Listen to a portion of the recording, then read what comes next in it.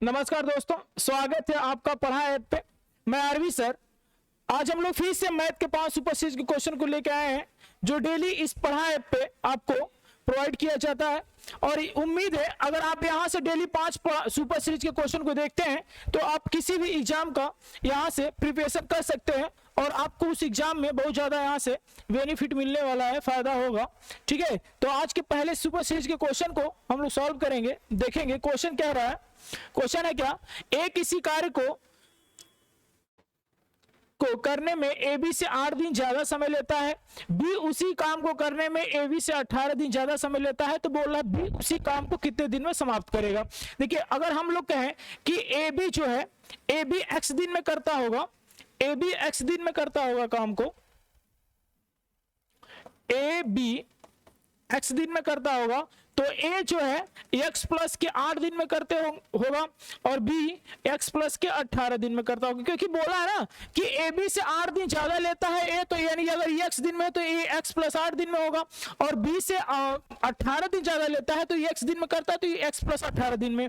इन दोनों का एलसीएम निकालेंगे, एक्स प्लस 8 और एक्स प्लस 18 का जो एलसीएम होगा एक्स प्लस 8 और एक्स प्लस 18 हो जाएगा। अब देखिए क्या करेंगे, इससे इस पर डिवाइड करेंगे तो x प्लस 18 बार चला जाएगा। ठीक है, इसकी काम ए की कार्य क्षमता x प्लस 18 हो जाएगी। इससे डिवाइड करेंगे तो x प्लस के 8 आएगा, तो इसको b की कार्य क्षमता x प्लस 8 हो जाएगी। इन दोनों को छोड़ के इससे भाग करेंगे तो ए बी का काम निकल जाएगा। जो ए बी का काम दे रखा है x दे रखा है, तो इसको हम लोग सॉल्व करेंगे।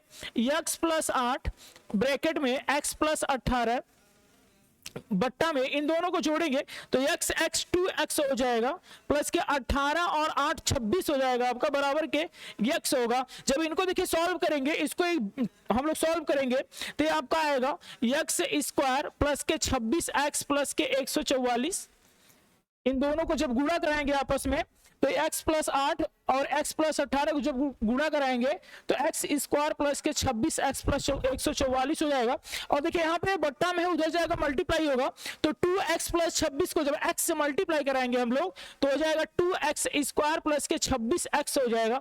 26x से 26x कट जाएगा, तो देखिए यहाँ पे 2x स्क्वायर है, यहाँ पे x स्क्वायर है, पक्षांतर करेंगे तो 2x में से x चला जाएगा, यानी x स्क्वायर बराबर कितना आ जाएगा आपका 144 आ जाएगा, यानी x बराबर कितना हो जाएगा 12। यानी x बराबर जब 12 है तो देखिए इससे 8 दिन ज्यादा लेता है तो a काम करेगा, a अगर x बराबर 12 आ गया तो इससे 8 दिन ज्यादा लेता है तो a काम करेगा 20 दिन में, और इससे 18 दिन ज्यादा लेता है तो कितने दिन में करेगा 30 दिन में करेगा। आपसे पूछा है बी अकेला उस काम कितने दिन करेगा, तो बी अकेला 30 दिन में इस काम को कंप्लीट कर लेगा। ठीक है, ये देखिए बेसिक था, इसका मेथड था, एक बेसिक तरीका था, लेकिन देखिए एक तरीका और बता रहे हैं जो आपको पेपर में बहुत ज्यादा वहां से फायदा हो सकता है। देखिए ऐसा क्वेश्चन जब भी दे कि एक किसी काम को ए बी से 8 दिन ज्यादा समय लेता है, बी 18 दिन ज्यादा समय लेता है, दोनों को मल्टीप्लाई कराएंगे तो 8 और 18 का गुणा करा के वर्गमूल निकाल देंगे, जितना आएगा वो ए बी का काम निकल आएगा। तो 18 8 144 होता है आपका, बराबर के 12 आ जाएगा। यानी कि ए बी की काम ए बी क दिन में करते हैं 12 दिन में, तो इससे 18 दिन ज्यादा लेता है बी, तो 18 दिन ज्यादा लेगा तो इससे ज्यादा 18 दिन लेगा तो क दिन में करेगा बी, बी अकेले काम को कितने दिन में कर लेगा 30 दिन में कर लेगा। तो इस सवाल का राइट आंसर हो जाएगा जो option number B right answer है। आप समझ रहे होंगे, दो अगर 8 दिन ज्यादा है या 18 दिन, दोनों का गुणा कराएंगे, जितना आएगा उनका वर्गमूल निकाल देंगे, वर्गमूल आएगा जो ए बी का काम आ जाएगा 12 दिन, तो इससे 18 दिन ज्यादा लेता है तो क दिन में करेगा 30 दिन में करेगा। ठीक है, तो आइए देखते हैं अगला क्वेश्चन इस सीरीज का। क्वेश्चन है, अगला क्वेश्चन है आपका, बोल रहा है 1100 रुपया की धन राशि 20% वार्षिक चक्रवृद्धि ब्याज की दर से 2 बराबर किस्तों में अगर चुकाया जाए तो प्रत्येक किस्त का मान क्या होगा। प्रत्येक किस्त का मान पूछ रहा है। देखिए हम लोग क्या करेंगे, 20 की फ्रैक्शन वैल्यू कहेंगे सर 1/5 होती है, 20 की फ्रैक्शन वैल्यू 1/5, हर 5 रुपये पर 1 रुपये का ब्याज चाहिए उसको, हर 5 रुपये पर कितने का ब्याज चाहिए 1 रुपये का, तो 5 से कितना हो जाएगा 6 हो जाएगा, और 1 वर्ष के लिए तो ये ब्याज होगा, दूसरे वर्ष के लिए क्या हो जाएगा 5 का स्क्वायर, अगर 5 का स्क्वायर करेंगे कितना हो जाएगा 25, यहाँ पे 36 हो जाएगा। देखिए प्रत्येक जो किस्त होता है ना जो किस्त का राशि होता है, जो किस्त का राशि होता है वो हमेशा बराबर होता है। तो किस्त की राशि जो बराबर होती है, तो यहाँ पे देखिए 36 रुपया है, यहाँ पे 6 रुपया है, तो किस्त हमेशा बराबर होगा। बराबर करने के लिए इसको 6 से मल्टीप्लाई करा दे, तो यहाँ भी 6 से कराना पड़ेगा। तो यहाँ पे देखिए क्या हो जाएगा, 5 6 का कितना हो जाएगा, 30 हो जाएगा, और यहाँ पे कितना हो जाएगा, 36 हो जाएगा। यहाँ 25 और ये कितना है, 36। देखिए अब किस्त की राशि जो है बराबर हो गई आपका। तो अमाउंट कितना हो गया, यहाँ से 25 और 30 जब जोड़ेंगे तो 55 हो गया। 55 रेशियो का मान दे रखा है 1100। 55 रेशियो का मान कितना दे रखा है, 1100। तो इसको काटेंगे 11 5 55, यानी एक रेशियो का मान कितना आ जाएगा, 20। एक रेशियो का मान 20 आ जाएगा। बोला प्रत्येक किस्त की राशि हमारे हिसाब से 36 रेशियो है, और एक रेशियो का मान 20 है, तो 36 में 20 से मल्टीप्लाई करा देंगे हम लोग, तो प्रत्येक किस्त का मान निकल जाएगा 36 दूना के 72, यानी प्रत्येक किस्त की जो राशि होगी 720 रुपया होगी। देखिए ये तो हो गया लगाने का तरीका।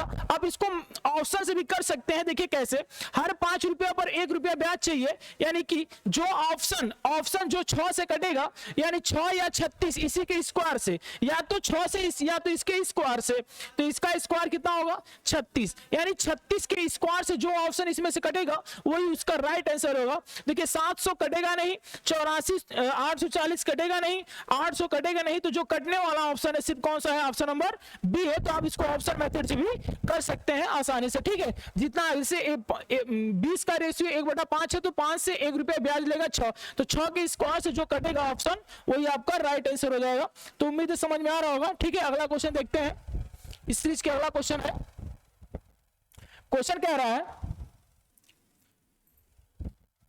कि सभी पुरुषों और महिलाओं के वेतन का कुल अनुपात दे रखा है 5:8, यानी टोटल जो अमाउंट है, और पुरुष और महिलाओं का जो अमाउंट का रेशियो दे रखा है, इनके रुपया का जो रेशियो दे रखा है 5:8 है। बोल रहा है कि उनके वेतन, उनके प्रत्येक के पुरुष और महिला के वेतन का जो अनुपात है, इनके वेतन का अनुपात दे रखा है 3:4। तो बोल रहा है कि पुरुष यानी मेल और फीमेल की संख्याओं का कितने लोग हैं जिनमें बांटा गया है। तो पहले इसको समझते हैं हम लोग। देखिए क्या है, अगर हम कहें कि आपके पास 400 रुपया है और प्रत्येक व्यक्ति को 100 रुपया बांटा जाना है, 100 रुपया बांटा जाना है, तो कितने व्यक्ति होंगे, 4 व्यक्ति ऐसे होंगे जिनको 100 रुपया दिया जाएगा, तो 400 रुपया में अमाउंट बढ़ जाएगा। सेम क्वेश्चन है, बोल रहा है उनके कुल रुपया का अनुपात जो बांटे गए हैं 5:8 का अनुपात है। जो पैसा बांटा गया है कितने के अनुपात में, 5:8 के, और प्रत्येक को मिलने वाली राशि कितनी है, 3:4 के अनुपात में। तो कुल टोटल में अमाउंट से भाग कर देंगे, जितना जितना उनको मिला हुआ है, तो उससे संख्या पता चल जाएगी आपकी। तो उससे संख्या पता चलेगी तो कितना हो जाएगा, देखिए 5 में 3 से भाग करेंगे 5/3 हो जाएगा, 8 में 4 से भाग करेंगे 2 हो जाएगा। अब ये दोनों 5/3 संबंधी 2 का रेशियो बन गया। इसमें 3 से मल्टीप्लाई करा लें, इसमें भी 3 से करा लें, क्योंकि 3 खत्म हो जाएगा, यहाँ से कट जाएगा, तो हो जाएगा 5 और 3 दूना कितना हो जाएगा 6। तो उनके महिला और पुरुष में, सॉरी पुरुष और महिला में जो रेशियो होगा कितना होगा, 5:6 का अनुपात होगा। तो इस सवाल का राइट आंसर जो हो जाएगा कौन सा हो जाएगा, option number B right answer होगा, ठीक है। अगला क्वेश्चन देखते हैं। अगला क्वेश्चन है क्वेश्चन नंबर 4, क्या कह रहा है देखिए समझिए। और ये देखिए बहुत अच्छा क्वेश्चन है, कई बार पेपर में आ चुका है, ठीक है। क्वेश्चन क्या कह रहा है, एक दुकानदार 4% की छूट के साथ साथ प्रत्येक 15 वस्तुओं को खरीदने पर एक वस्तु फ्री में देता है, यानी मुफ्त में देता है। देखिए आप कोई प्रोडक्ट खरीद रहे हैं, कोई सामान वस्तु खरीद रहे हैं उसके यहां से, तो दुकानदार क्या कर रहा है कि 4% का छूट तो दे ही रहा है, 4% की छूट के साथ साथ और क्या कर रहा है, बोला है भाई 15 अगर मेरे पास से चॉकलेट खरीदोगे तो एक चॉकलेट फ्री में देगा, यानी 15 वस्तुओं पर एक वस्तु फ्री में देता है। तो क्या हो जाएगा, छूट हमेशा एमआरपी पे होती है। तो एमआरपी देखिए 15 वस्तु को आपने उसको पैसा कितने का दिया, 15 वस्तु को दिया, लेकिन वो टोटल आपको कितना दे रहा है, 16 वस्तुएं दे रहा है, 16 वस्तु दे रहा है, आपने पैसा दिया कितने का, 15 का दिया। फिर बोला 4 की छूट दे रहा है, 4 की फ्रैक्शन वैल्यू हो जाएगी 1/25, तो 25 रुपया पर 1 की छूट देता है, हर 25 रुपया पर 1 रुपए की छूट यानी 24। तो देखिए 8 से काटेंगे 2 बार में, 8 3 के 24 3 बार में कटेगा, 5 से काटेंगे 3 बार में, 5 से काटेंगे 5 बार में, आमने सामने गुणा कराएंगे तो 5 दूना कितना हो जाएगा 10, और यहां से 3 और 3 का मल्टीप्लाई कितना हो जाएगा 9, यानी कि एमपी और सीपी में जो 10 और 9 का रेशियो हो गया।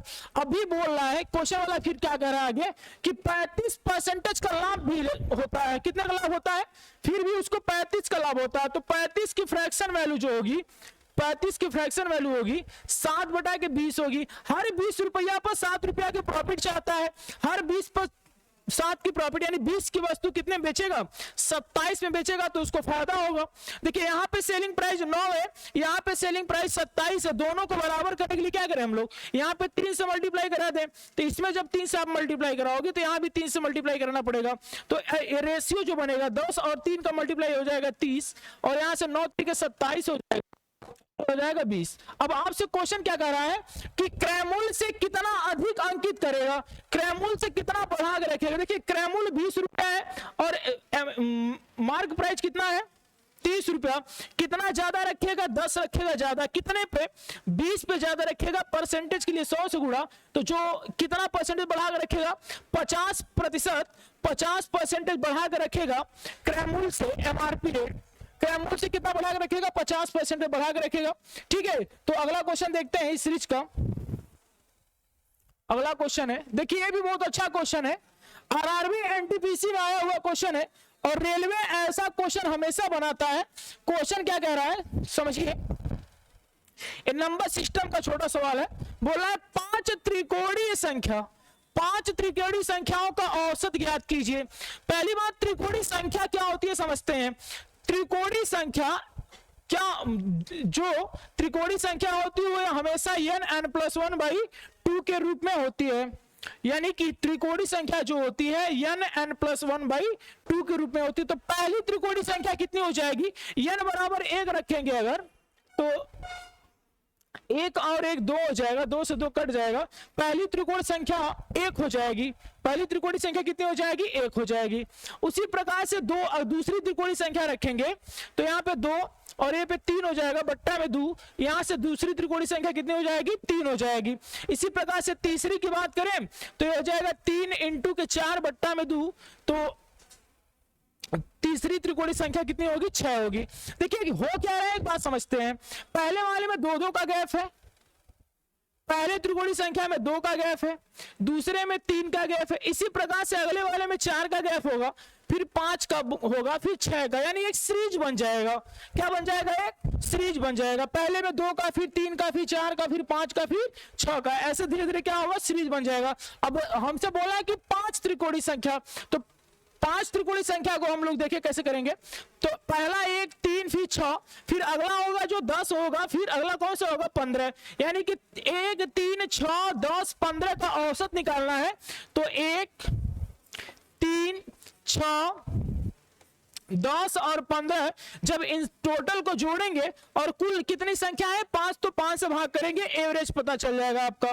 क्या पता चल जाएगा, एवरेज। तो देखिए यहां से हो जाएगा 10 15 25, 25 10 35, यानी 35 में 5 से भाग करेंगे तो जो औसत आएगा कितना आएगा 7 आ जाएगा। तो इस सवाल का राइट आंसर जो होगा 7 होगा। तो आज के सेशन यहीं पे समाप्त हो गया, ठीक है। तो आप डेली, आपको अगले सेशन में फिर हम लोग मिलेंगे, और आप लोग वीडियो को लाइक से सब्सक्राइब जरूर करिए और अपने दोस्तों में शेयर कीजिए, ठीक है। आज के लिए इतना ही, धन्यवाद।